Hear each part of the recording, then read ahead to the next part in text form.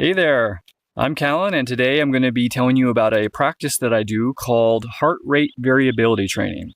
So it's a form of biofeedback, and it uses this Bluetooth sensor. So here's the portion that you can charge and has the Bluetooth connection to your phone. And then this part connects to your ear. And what it's doing there is it's actually detecting your heart rate because it's sending things between these two sensors, and the amount of blood that's in your earlobe at any given time is detected, and so it can tell when your heart's beating. So heart rate is one thing, and that's just the average speed of your heart, and that has lots of implications depending on what it is, and that's not really what I'm going to be talking about here. So I'm going to be talking about the actual change in your heart rate over kind of a small subset of time.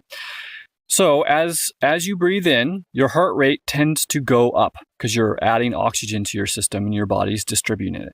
As you breathe out, it's been a while since you've brought in new oxygen, and so your heart rate goes down for a moment. So if you're in kind of a calm state of mind and you're breathing deeply and regularly, your heart rate is going to actually be changing pretty drastically, like this, kind of like a sine wave over time.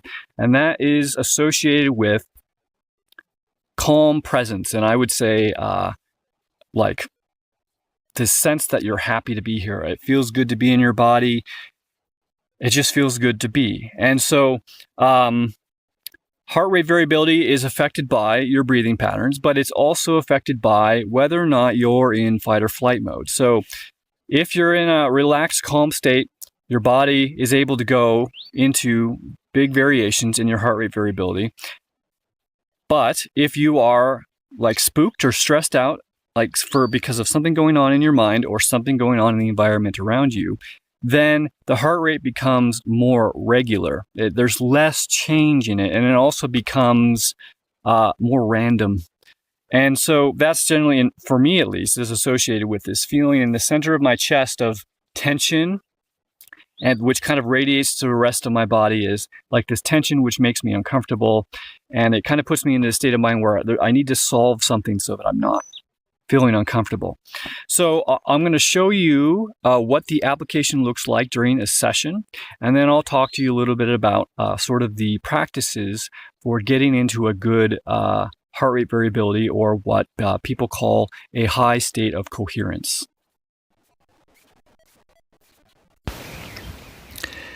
So here we are inside of a session, and the graph up top with the white background, that is tracking my heart rate. So when the line is going up, my heart rate is going up, and when it's going down, my heart rate is going down. And this tends to kind of go along with my breathing pattern if I'm in kind of a regular breathing pattern, a relaxed pattern, and I'm not kind of stressed out. I'm not thinking about anything that's kind of getting my fight or flight going.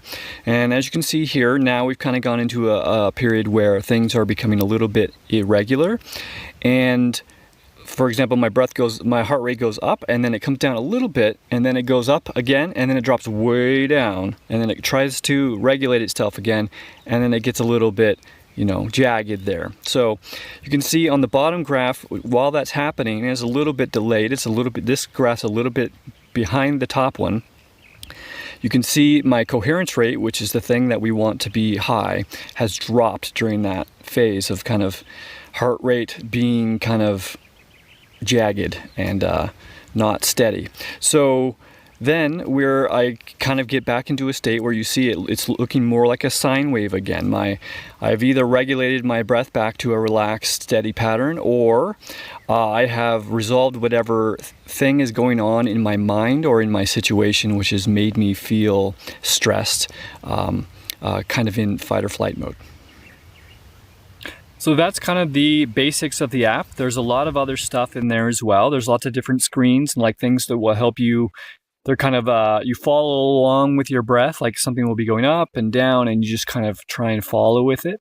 There's also the ability to set it so that anytime you go up to a new coherence stage, like up to a higher stage, or you go down to a lower stage, you get an audio chime which basically tells you what just happened. So you don't even have to be looking at the screen. You could be laying down or sitting meditation with your eyes closed, and the audio will tell you what's happening.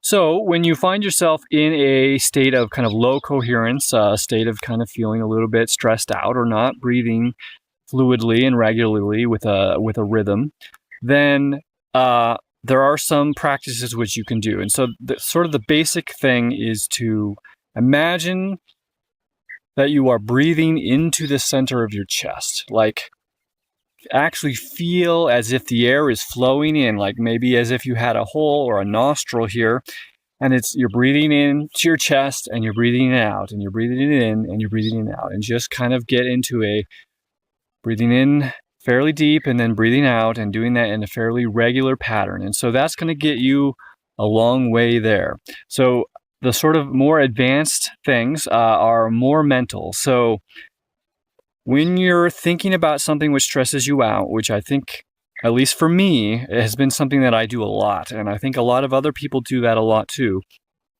that puts you into a fight or flight mode, a stress mode, and which is good in short-term situations where you actually need to solve something, but it's not good all the time, and it's ultimately going to be harmful to your body, and it's just unpleasant to feel that way. So the breathing is one way, and then once you've kind of gotten that,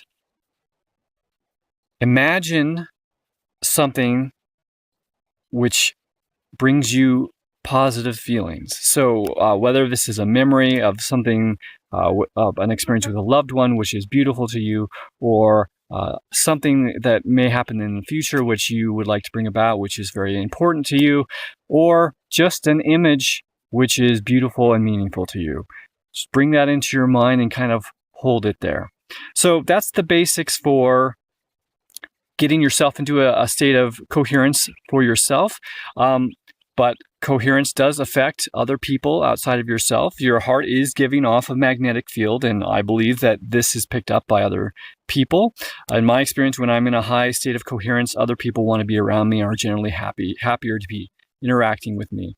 And there's also evidence that animals, in between humans and animals, interspecies or between species of animals, they actually can pick up on the human. So like a human horse will actually match the heart rate variability of a human who walks into their stall, right? So, and that's without even seeing the person or being aware that they're present yet. So there's something going on there. And so it's not just a practice to help yourself, but it also improves the world, right? So if you're there's a lot of theories about what's going on in the world right now, which are freaky. But to me, I think the biggest problem is everyone's really scared, right? And they're not feeling good to be here. And so I think that's really the thing that we need to be spreading as much as possible. So we start with ourselves, and then we just kind of by focusing on ourselves, we are helping everybody else, especially when we really master this. But there are some more advanced practices once you get good at this, where you can imagine this feeling, this kind of good, blissful feeling that you've created, and sending that feeling to other people. And I think, like in long distances from you, like other countries who are, struggling or something like that. Now, I don't know if that energy is actually being transitioned that far. I suspect that it is, but it doesn't matter to me too much whether it is or not, because I think just having that intention is meaningful.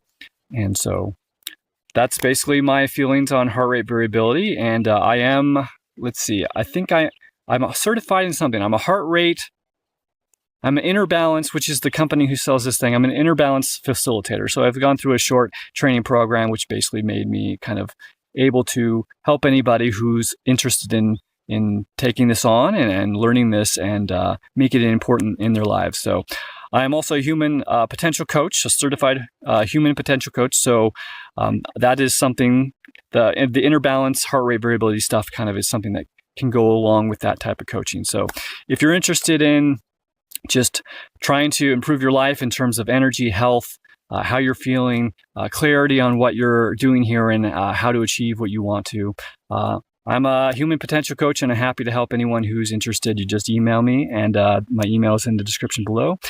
And heart rate variability, as I said, could be a part of that. Or you could just be interested in getting some coaching or some tips on heart rate variability, and you can get in touch with me, and I'm happy to have a video call and answer any questions that you have. So All right, so thanks for watching, and I'll see you next time.